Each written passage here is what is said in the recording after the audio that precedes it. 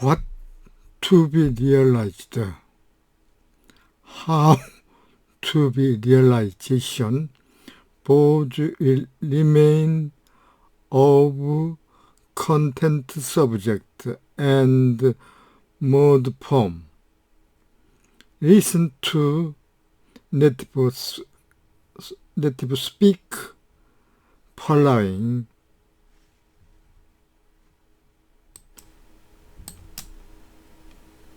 Three. None of this, I take it, will satisfy Peter Kivy, who will want to press his question about paraphrase and conditions of success. Why, he will ask, should we accept the form-content unity, as defined, and the extremely stringent conceptions of content and form that underlie it? Why can't we settle on a conception of content that is not tied so tightly to mode of realization, a conception that allows a more or less close paraphrase to satisfy sameness of content in the case of poetry? The answer is quite complicated and calls for reflection on the very idea of sameness of content. Note at the outset the subtle shift in the relevant idea of content, as defined in what I take to be the spirit of Bradley, away from meaning.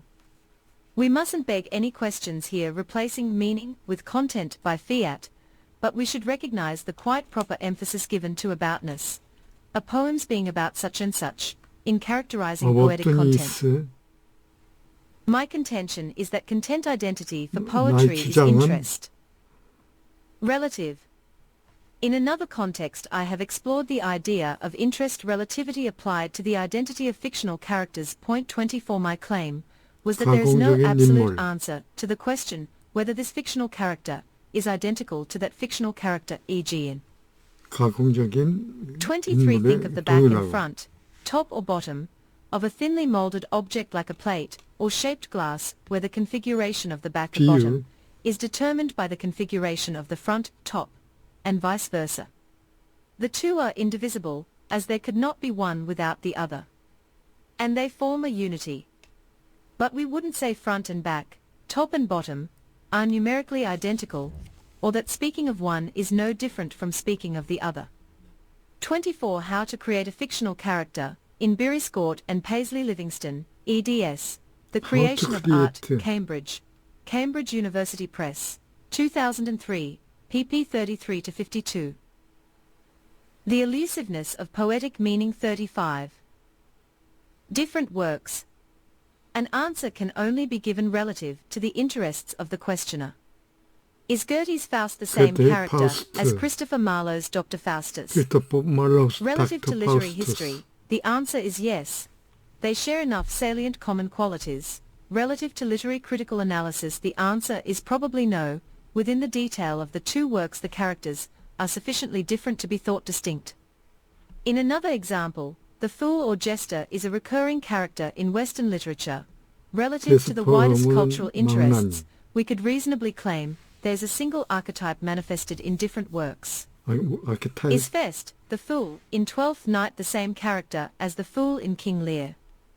Yes, perhaps, relative to the archetype, but no, certainly, in terms of their specific roles.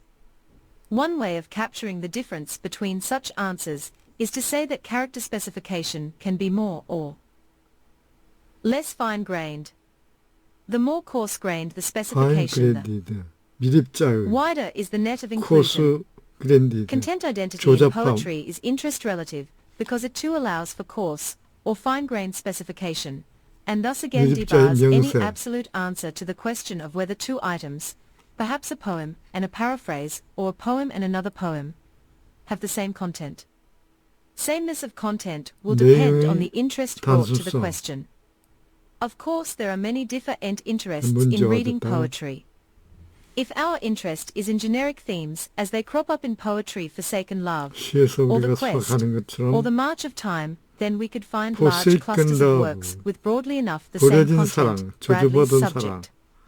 However, as interest focuses on particular works, the content, becoming more fine-grained, will doubtless diverge. Both Coleridge and Shelley wrote odes on dejection, similar in content as well as in structure and tone. We might, I suppose, imagine a context where we would say to someone, if you are interested in romantic treat, Ments of dejection read Coleridge or Shelley, it doesn't matter which, they are sufficiently similar. But to anyone interested in poetry itself, it would be extraordinary to say simply take your pick between these poems. Thus we come to the nub of the argument. Is there an interest in poetry per se where content identity is constrained in the manner of form-content unity, as defined, or, in other words, where content identity is so fine-grained that it can only be specified in this way? My answer is yes. Relative to an interest in poetry as poetry, there can essentially only be one way in which a work's content can be expressed. Content identity is lost under any. 36 Peter Lamar Q. Different form. I think this is at the heart of Bradley's repeated claim that he is interested in poetry in its essence 25, or reading poetry poetically 26, or indeed in poetry for poetry's sake the title of his lecture. Reading a poem as poetry demands the assumption of form-content unity. The indivisibility of form and content is not something that is discovered in works more in this, less in that.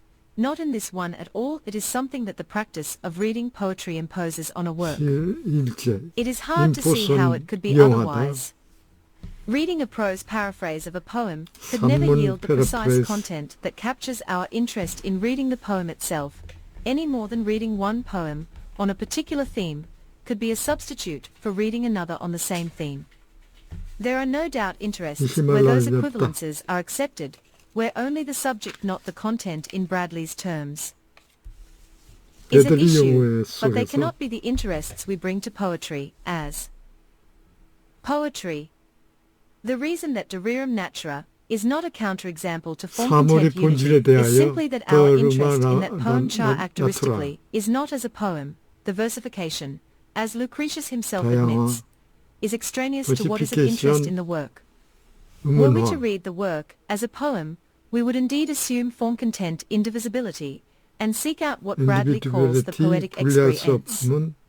Then it would not just be the subject Epicureanism that concerns us, even the subject as conceived by Lucretius, which could no doubt be paraphrased or rewritten, but the subject as realized in the poem, which rests on a unique mode of realization.